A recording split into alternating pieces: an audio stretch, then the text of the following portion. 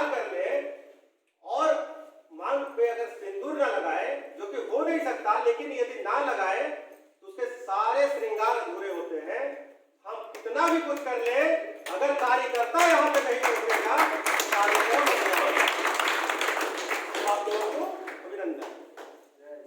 देखिए, समर्पण यदि सीखना है तो प्रत्यक्ष रूप से हम देख सकते हैं कि इस ब्रह्मांड का हमारे प्रति क्या समर्पण है।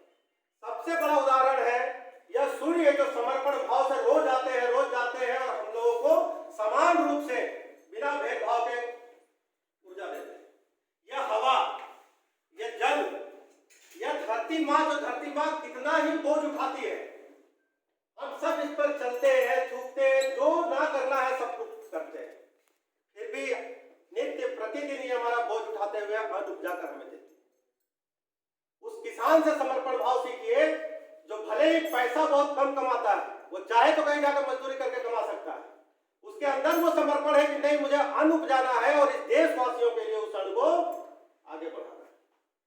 समर्पण भाव यदि सीखना है तो जो सबसे बड़े गुरु हैं अब तक के, जिनको मैं तो मानता हूं, संभवतः आप सभी मानते होंगे, रामायण कालखंड में श्री हनुमान, वीर हनुमान जी से बड़ा समर्पण भाव यदि आज तक किसी में आ जाए तो यह सौभाग्य की बात होती, परंतु ना अब तक है और ना भविष्य में कभी होगी। मानते हैं कि नहीं ऐसा? आइए ना, बिल्कुल। वीर हनुमान को जब कहा गया कि आप जाइए और मां सीता का पता लगाकर आइए, बिना किसी प्रश्न के खड़ा किए, बिना कोई प्रश्न किए वो जाते हैं 400 कोस की समुद्र को लांघकर और वापस आते हैं, मां सीता का पता लगाकर सब लोगों को जानकारी देते हैं। और कभी ये नहीं कहते कि मैंने किया, हमेशा प्रभु के चरणों पर बैठ के कहते हैं कि सब आपकी कृपा से। ये समर्पण भाव से ही संभव है। अन्यथा कार्यकर्ता हम लोग कहने लगते हैं कि अरे हमने किया इतने वर्षों से, तो हम ही कर रहे हैं। नहीं भैया, सब प्रभु की कृपा से। उसी प्रकार जब लक्ष्मण जी का मूर्छित अवस्था होता है, संजीवनी बूटी उनको जानकारी नहीं होती, उनको भेजा जाता है कि जाकर लेकर आइए, और भी सूर्यास्त होने से, सूर्योदय होने से पहले। अब वो प्रश्न खड़ा कर सकते थे, मैं वैद्य नहीं हूं, मैं कैसे ढूंढूंगा, बहुत सारा बहाना उनके पास था, कोई कुछ कहता भी नहीं और इसके अलावा कोई उपाय था भी नहीं। लेकिन वो बिना किसी प्रश्न चिन्ह खड़ा किए वो जाते हैं और संजीवनी बूटी पता नहीं चलता, पूरा का पूरा पहाड़ उठा कर लेके आ जाते हैं और चरणों में प्रभु के रख देते हैं कि अब इससे उपचार। तो इस प्रकार का समर्पण भाव होना चाहिए। समर्पण वो था जो भाई लक्ष्मण और भरत का अपने भाई श्री राम के प्रति था, जो अपनी अर्धांगिनी को छोड़कर, लक्ष्मण जी के पास कोई मजबूरी नहीं थी, अपने अर्धांगिनी को छोड़कर और 14 वर्ष तक अपने भाई की सेवा में वो वन बिता देते हैं। इससे बड़ा समर्पण भी हो सकता है क्या? तो यह उदाहरण हमारे सामने है। आज यदि हम सबको अपने से ले ले कि पद के लिए कितना मारामारी चलता है विभिन्न राजनीतिक संगठनों, विभिन्न सामाजिक संगठनों में, तो छोटा सा पद के लिए तो लोग कुछ भी करने को तैयार है। आप देख लीजिए भरत से, सीखिए उनसे समर्पण मैं सीखता हूं। सीखना चाहिए, समझना चाहिए। उनको राजगद्दी मिल रहा था, चाहते हंसते हंसते राज कर रहे हो, बोले नहीं, क्योंकि उनका समर्पण था प्रभु श्री राम के प्रति, अपने भाई के प्रति। उन्होंने इंतजार किया 14 वर्ष और कहा कि जब प्रभु राम आ जाएंगे तभी मैं उनके चरणों को प्रणाम करूंगा और आगे इस आने वाली पीढ़ी को एक प्रेरणा ये लोग देने के लिए इस कार्य को कर रहे हैं। यदि समर्पण सीखना है तो हम सबको सीखना पड़ेगा। वर्तमान कालखंड 400-500 साल पहले चले जाइए, वीर शिवाजी, महाराणा प्रताप, चंद्रशेखर आजाद, खुदीराम बोस, सुभाष चंद्र बोस, ऐसे अनगिनत नाम है। और 23 साल की उम्र में यदि कोई हंसते हंसते फांसी पर लटक जाता है तो आपको क्या लगता है कि उसकी मजबूरी रही होगी?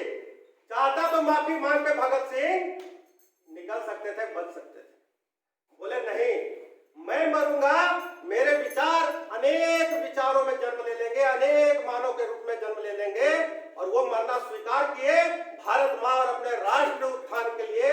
यह समर्पण भाव।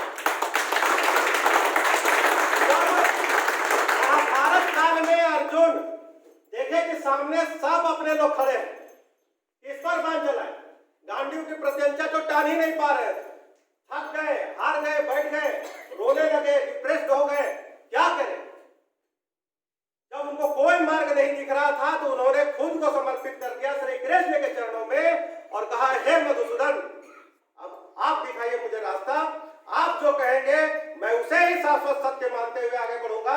और श्री कृष्ण ने, हम सब जानते हो, उनको रास्ता दिखाया। आज 18 अध्याय भगवत गीता के रूप में हम सभी के समक्ष है। हमको उस पुस्तक को पढ़कर वहां से समर्पण के भाव सीखनी चाहिए, इन कहानियों को जानकर समर्पण के भाव सीखनी चाहिए।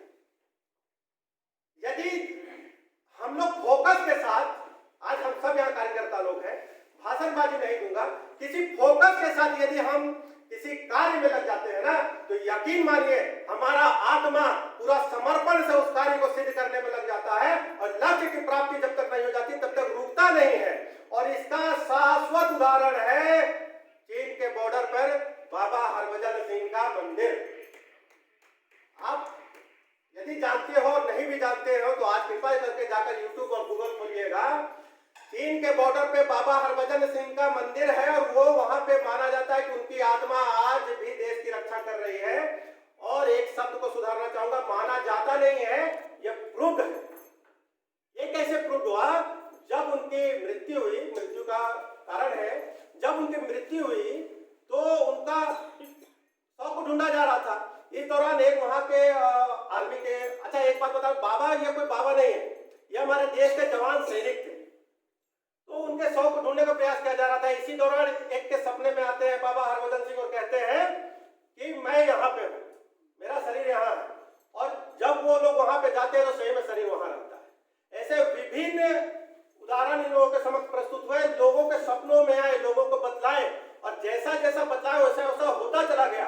जब घुसपैठ हो रहा था चीनी सैनिकों के द्वारा तो हरभजन सिंह की आत्मा ने सपने में आकर कहा कि वहां पे सैनिक आ रहे हैं, घुसपैठ कर रहे हैं।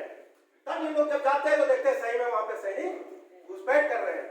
तो यह होता है कि जब आप फोकस के साथ, समर्पण के साथ किसी कार्य को कर रहे होते हैं, राष्ट्र भक्ति और धर्म और संस्कृति, सभ्यता, परंपरा, परिपाटी को बचाने के लिए कर रहे होते हैं और सत्य के मार्ग पर रहते हैं, तो यकीन मानिए आप अपने लक्ष्य को प्राप्त करते हैं। और शरीर का त्याग करने के बाद भी हमारी आत्मा उस लक्ष्य की प्राप्ति के लिए कार्यरत